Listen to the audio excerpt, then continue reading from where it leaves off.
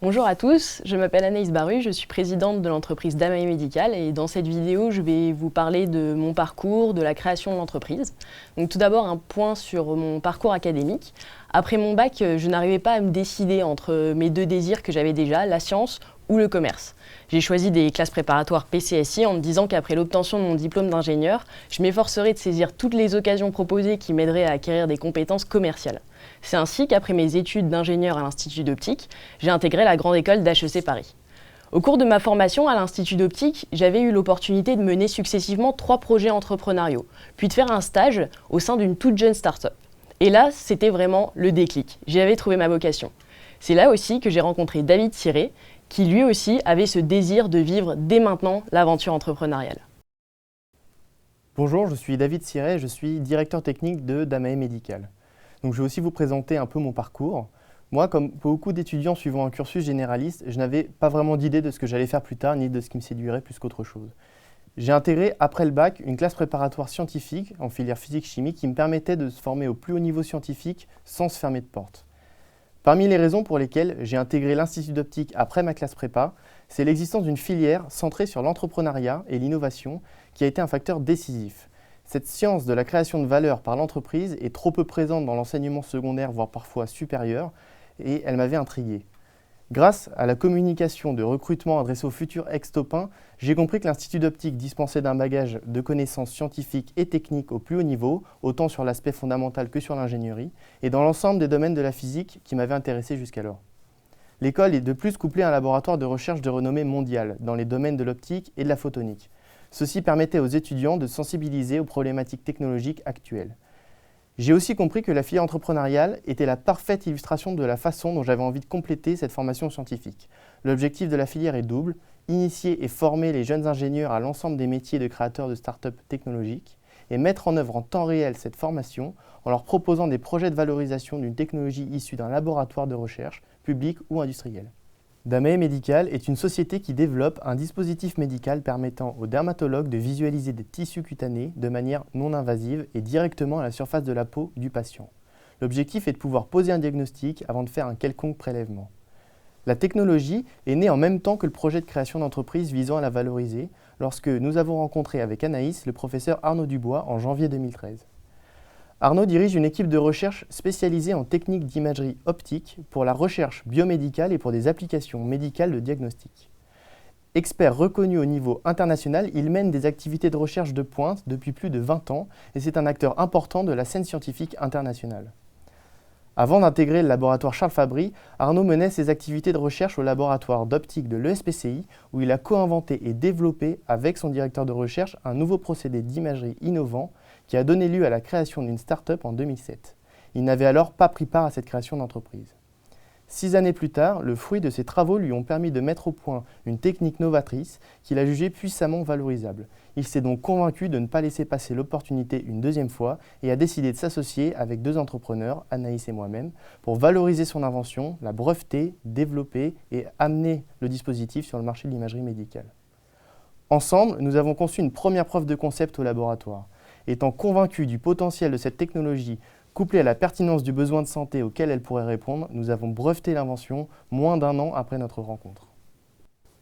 La décision de créer l'entreprise directement à la sortie de l'école n'est pas due qu'à une raison isolée, mais à une accumulation de facteurs positifs qui, une fois réunis, ont permis de transformer un projet étudiant en réelle opportunité pour entreprendre. Nous nous sommes investis dans un projet innovant de très haute ambition technologique, ce qui, en tant qu'ingénieur, rend le défi d'autant plus stimulant. Le soutien et les ressources apportées par le CNRS et l'Institut d'Optique sont des atouts majeurs pour la crédibilité scientifique de l'entreprise. De plus, nous avons eu la chance de former une équipe opérationnelle cohérente, complémentaire et que nous avons essayé de structurer de façon optimale, qui couvre tout le spectre de compétences nécessaires à une start-up technologique, chercheurs, ingénieurs, commercial. L'écosystème entrepreneurial dynamique HEC ou le 503, qui est le centre entrepreneurial de l'Institut d'Optique, nous immerge dans un environnement dynamique et nous fait profiter d'une proximité privilégiée avec les acteurs de la recherche et de l'innovation. Nous avons donc choisi de saisir cette opportunité que nous avons jugée plus séduisante que risquée. Que sera Damae Medical dans 10 ans? Une société florissante avec un nombre de collaborateurs plus important. Nous avons l'ambition de créer une entreprise française dynamique dans le domaine des technologies médicales, qui aura pour but d'améliorer la qualité du traitement des patients. Aujourd'hui, la France dispose déjà d'un tissu de start-up très dynamique et nous espérons le rejoindre. Cela passe notamment par un gain en crédibilité. Nous désirons acquérir une assise pérenne dans le marché de l'imagerie et dans le monde du cancer, ce qui ira de pair, bien sûr, avec l'installation de nos dispositifs dans de nombreux hôpitaux et cliniques. Les principales étapes de développement de Damae Medical sont évidemment liées au développement de la maturité de la technologie. Il y a 3 principales phases.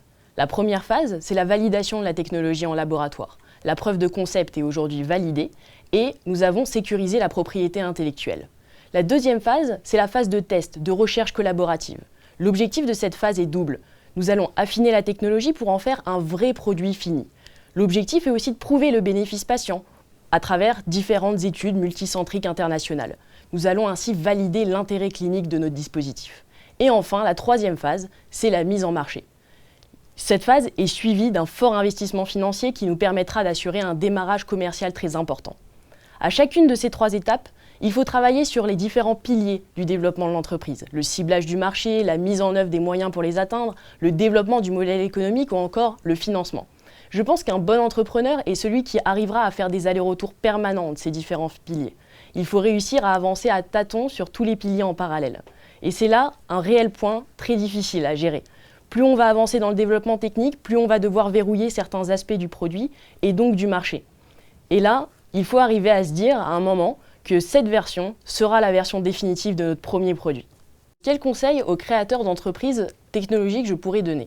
Je vais vous faire part de 3 conseils que j'ai pu voir de mes propres yeux au fil de mon aventure entrepreneuriale. Tout d'abord, l'entrepreneur est souvent vu comme quelqu'un d'extrêmement optimiste et je considérais cette qualité comme vraiment essentielle.